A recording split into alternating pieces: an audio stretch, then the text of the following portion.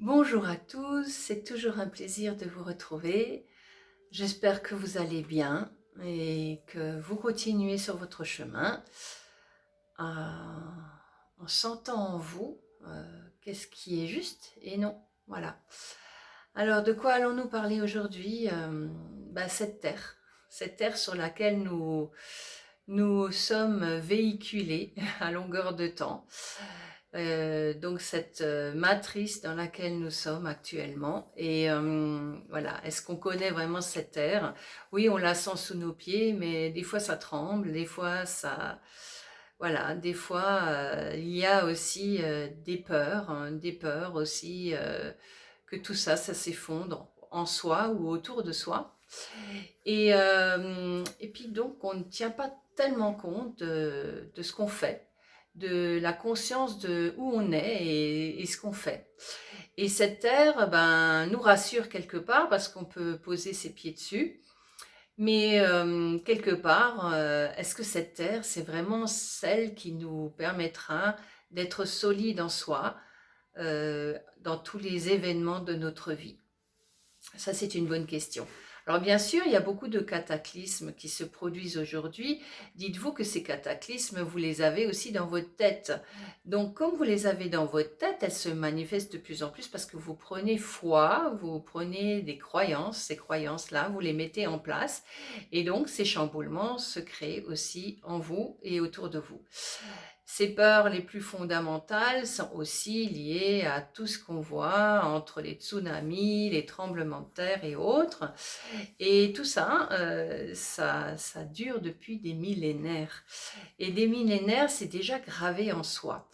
Alors bien sûr, est-ce que cette croyance que nous avons est liée à quelque chose, bien sûr, que nous avons vécu dans les vies passées, sûrement, mais aussi elle s'est enracinée en soi, donc dans des peurs profondes, viscérales, et on a oublié l'essentiel, c'est qu'on est d'abord une conscience, un esprit. Et cet esprit, lui, n'a pas besoin de la forme de matière pour exister. Alors bien sûr, dans notre corps physique, on existe, on se sent, on se touche, on a tous ces sens qui se manifestent continuellement à nous. Et ces sens sont souvent pas toujours réels. Il y a déjà des fonctionnements où on va ressentir les choses avant de les sentir réellement dans les sens. C'est-à-dire votre ressenti profond peut vous induire des fois en erreur parce que ce sont des intuitions liées à des choses passées, à des vies passées ou à un début de vie un peu compliqué. Et donc cette matrice, cette terre, nous fait penser à plein de choses. Chaque fois que vous voyez un événement, ça vous ramène dans ces passés-là et dans ces peurs que vous avez déjà au plus profond de vous. Et donc cette terre, on ne sait pas vraiment de quoi elle est constituée. Alors bien sûr, si vous avez plein de scientifiques qui vont vous expliquer de quoi elle est conçue, mais en réalité, beaucoup de choses sont absentes de ce que nous croyons ou conscientisons.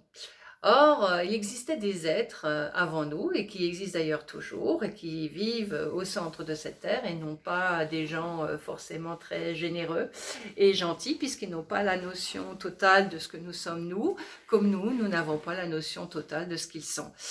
Et donc, leur plus grande peur, c'est que cette matière s'efface. Et c'est nous qui la maintenons en place. Et pourquoi on la maintient en place? Parce qu'en fin de compte, au fond de nous, il y a des pensées, ces pensées qui sont toujours très basses en énergie, qui sont très liées à des peurs, à des traumatismes, à des angoisses, et beaucoup de choses, même à la débilité, à l'absurde. Et donc, toutes ces croyances que nous mettons en place au quotidien vont donner de la force à cette matrice pour continuer à exister. Et ces pensées sont toujours là pour vous dire je suis de la terre et je dois rester dans la terre. Or, vous êtes un être qui est un petit peu plus lumineux que ça et vous avez oublié de recevoir simplement les informations par votre être. et vous pensez que la Terre va vous donner toutes les informations. Or, la Terre ne vous donne pas les informations exactes. Elle vous donne les informations pour que vous puissiez rester en condition de soumission et d'énergie basse. Voilà. La Terre est basse, le ciel est haut. Ok. Alors, entre cette terre et ce ciel, il y a l'être humain. Hein. L'être humain, pour l'instant, c'est un être humain, ce n'est pas encore un homme. Le jour où ce sera un homme, il pourra gérer la terre et le ciel. Mais pour l'instant, il est encore un être humain en devenir d'homme. Et quand il commencera à prendre possession de ses capacités intérieures, eh ben, il pourra voir la Terre tout à fait différemment. C'est-à-dire qu'il pourra empêcher, par exemple, des dysfonctionnements de polarité. Il pourra empêcher, parce qu'il y aura la compréhension aussi des autres dimensions qui sont autour de nous, notamment de ces êtres qui vivent aussi au centre de notre planète et qui modulent justement ces énergies telluriques à longueur de temps et qui les maintiennent aussi pour nous en place. Mais avant tout, c'est pas pour nous qu'ils les maintiennent, c'est pour eux. Parce que eux ont besoin d'exister en priorité et nous, on est juste en surface, donc ils n'ont pas vraiment cette conscience aussi puissante de notre existence et pourtant ils savent que nous sommes nécessaires à leur survie. Et donc pour eux c'est de la survie, donc ils vont tout faire pour mettre en place cette survie de cette forme de matrice dans laquelle nous sommes. Et donc nous sommes reconduits généralement au fil des cycles pour revenir à cette terre et pour croire de plus en plus à toutes ces matrices qu'on nous fait véhiculer, liées aussi à l'historique, à l'histoire. Maintenant, je ne sais pas si vous voyez, mais il y a plein de choses qui apparaissent, des géants, des nouvelles structures dans les profondeurs. Dans le ciel, on a aussi des choses assez sympathiques qui apparaissent aussi. Hein. Donc voilà. Donc toutes ces choses-là, ce sont des manifestations. Ces manifestations, on n'a pas encore la compréhension de tout ça, mais tout est fait pour que vous restiez bien imprégné à la Terre, lié, bien sûr, à du bas astral, c'est-à-dire à des conditions très primaires, et c'est ce qu'on vous véhicule à longueur de temps. Et la Terre vous aide à véhiculer malheureusement ces choses-là aussi. Par contre, quand vous prenez possession de la Terre, vous voyez qu'elle germe, qu'elle crée des choses magnifiques. Mais oui, ça c'est de la vie. Mais cette vie-là, il faut aussi prendre conscience que quand vous mettez vos pieds sur la Terre, vous vous enracinez avec une conscience. Cette conscience, elle peut être bénéfique pour vous à partir du moment où vous commencez à germer en vous cette créativité qui vient non pas de la Terre, mais de l'énergie cosmique. Cette énergie cosmique va descendre à travers vous pour revenir à la Terre. Et de la Terre germera les choses qui sont nécessaires pour votre existence.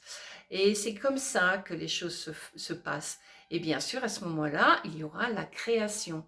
Et cette création, vaut mieux qu'elle soit bénéfique pour tous, d'abord pour vous, ensuite pour les autres, mais qu'elle soit bénéfique et non pas dans l'autre sens, quelque chose qui va encore rentrer dans les égrégores de la plupart des sociétés pour véhiculer toujours ce mal-être, cette violence, ces agressions, ce manque, voilà.